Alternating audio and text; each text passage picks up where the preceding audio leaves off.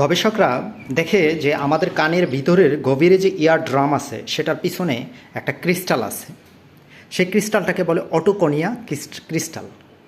তো এই ক্রিস্টালের একটা বিশেষ বৈশিষ্ট্য হলো সে একটা সিগন্যালকে কনভার্ট করতে পারে। যেমন আমাদের তৃতীয় চোখ ট্রান্সডিউসার হিসেবে কাজ করে, ইলেকট্রিক্যাল সিগন্যালকে মেকানিক্যালে, মেকানিক্যাল সিগন্যালকে ইলেকট্রিক্যাল কনভার্ট। তো আমরা যে সাউন্ডটা শুনি সেই সাউন্ডটাকে সে কনভার্ট করে আলট্রা সাউন্ড তৈরি করে বা ইনফ্রা সাউন্ড তৈরি করে, যেটা আমাদের এনার্জি ফিল্ডটাকে স্ট্রং করে, আমাদের সোল বডিকে স্ট্রং করে, আমাদের 99.99% যে এনার্জি বডি সেই বডিটাকে ভালো রাখে, বিশুদ্ধ রাখে। আর এটা দূষিত হলেই আপনার 75 ভাগ রোগের কিন্তু কারণ।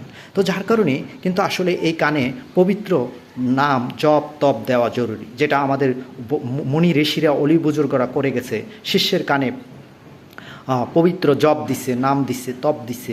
এবং তাহলে দেখেন, আপনি প্রতিদিন যত নেগেটিভ সাউন্ড শুনতেছেন সেই নেগেটিভ সাউন্ডকে কনভার্ট করে সে কিন্তু আপনার মস্তিষ্কের বাম বলে ডান বলে পয়জনিং করতেছে যদি আপনি নেগেটিভ সাউন্ড শুনেন। আর পজিটিভ সাউন্ড যখন শুনবেন আপনার বাম বলে ডান বলেকে কিন্তু সে পজিটিভ ভাইব্রেশন দিয়ে বিশুদ্ধ রাখতেছে।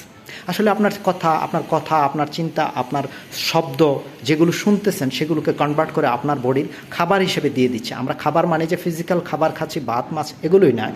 আমাদের যে ফ্রিকোয়েন্সিগুলো, আমাদের শব্দটাও আমাদের শরীরের জন্য এক ধরনের ফুড, খাবার। যেই নেগেটিভ ভাইব্রেশন, নেগেটিভ ফ্রিকোয়েন্সি যখন দিব, নেগেটিভ খাবার আমার বডিতে জমা হচ্ছে, পজিটিভ দিলে পজিটিভ ভাইব্রেশন। তাহলে এই ক্রিস্টাল একটা বিশাল ভূমিকা পালন করে আমাদের কানের পিছনে।